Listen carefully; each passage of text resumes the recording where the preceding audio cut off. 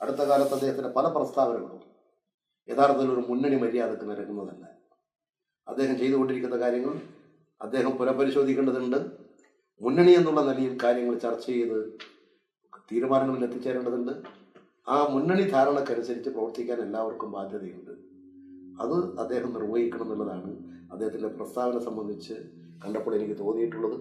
ആ കാര്യം തന്നെ ഞാൻ എൻ്റെ ഫേസ്ബുക്കിൽ കുറിച്ചിടുകയും ചെയ്തിട്ടുണ്ട്. ഏത് പരാതികളെ സംബന്ധിച്ചും ഇതൊരു വളരെ സങ്കീർണമായിട്ടുള്ള വിഷയമാണല്ലോ. ഒട്ടനവധി ആക്ഷേപങ്ങൾ എല്ലാ പാർട്ടിക്കാരും രംഗത്തിറങ്ങിയിരിക്കുന്നു, എല്ലാ സംഘടനയും രംഗത്തിറങ്ങിയിരിക്കുന്നു.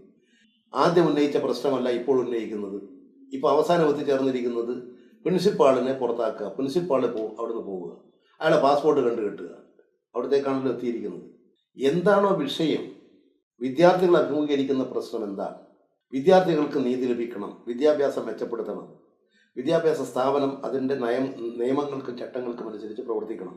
അത് പ്രവർത്തിപ്പിക്കുന്നതിന് വേണ്ടി വ്യത്യസ്ത രംഗങ്ങളിലുള്ള വ്യത്യസ്ത വിഭാഗം വകുപ്പുകൾ അത് എല്ലാം കൂടി ആലോചിച്ച് ആവശ്യമായ തീരുമാനങ്ങൾ എടുക്കണം.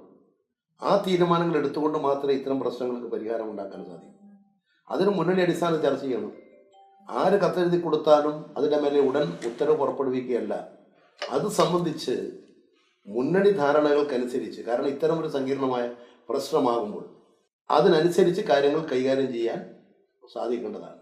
അല്ല, എല്ലാവരും ആലോചിക്കേണ്ട വിഷയമാണിത്. ഞാൻ ഒരാളുടെ കാര്യത്തിലല്ല, എല്ലാ മന്ത്രിമാരും ഘടക പാർട്ടികളും എല്ലാം ആലോചിക്കേണ്ട വിഷയമാണ്. മുഖ്യമന്ത്രി ഇത് സംബന്ധിച്ച് ഒരു നിലപാട് വ്യക്തമാക്കി കഴിഞ്ഞു. മുഖ്യമന്ത്രി നിലപാട് വ്യക്തമാക്കിയാൽ അത് ഗവൺമെൻറ് നിലപാടാണ്. അതിനനുസരിച്ച് കാര്യങ്ങൾ കൈകാര്യം ചെയ്തു പോവുക. അതിലെന്തെങ്കിലും കൂടുതൽ കാര്യങ്ങളെ സംബന്ധിച്ച് പരസ്പരം മനസ്സിലാക്കേണ്ടതുണ്ടെങ്കിൽ മുഖ്യമന്ത്രിയുമായി ഡിസ്കസ് ചെയ്യുക. അതാണ് ചെയ്യേണ്ടിയിരുന്നത്. ഞാൻ നിയമങ്ങളും ചട്ടങ്ങളും അനുസരിച്ച് മാത്രമേ പ്രവർത്തിച്ചിട്ടുള്ളൂ. അതൊന്നും ശരിയായ നിലയിൽ പഠിച്ച് മനസ്സിലാക്കിക്കൊണ്ടല്ല മാധ്യമ സുഹൃത്തുക്കളെല്ലാം കൂടി ചേർന്നുകൊണ്ട് ആക്രമിച്ചത്. അവരെന്തോ ഒരു ലക്ഷ്യം വെച്ചുകൊണ്ട് വേട്ടയാടുകയാണ്. മാധ്യമങ്ങളെ ആരോ വിലക്കെടുത്തിരുന്നു, പണം കൊടുത്ത് വാർത്തകൾ ഉണ്ടാക്കിയിരുന്നു. ആ പണം കൊടുത്ത് വാർത്തകൾ ഉണ്ടാക്കി ആക്രമണം നടത്തി പാർട്ടിയെയും ഗവൺമെൻറ്റിനെയും മുഖ്യമന്ത്രിയുടെയും നിലപാടുകൾക്ക് കളങ്കമേൽക്കാൻ പാടില്ല എന്നുള്ളത് കൊണ്ട് ഞാൻ രാജിവെച്ചു. ഞാൻ എൻ്റെ മനസ്സിൽ ഇപ്പോഴതില്ല. അല്ല, കേസിൻ്റെ കാര്യത്തിലും വളരെ തെറ്റായിട്ട് ചില നിലപാടുകൾ ചില കേന്ദ്രങ്ങൾ സ്വീകരിച്ചതായിട്ടാണ് എനിക്ക് കിട്ടിയിട്ടുള്ള വിവരം.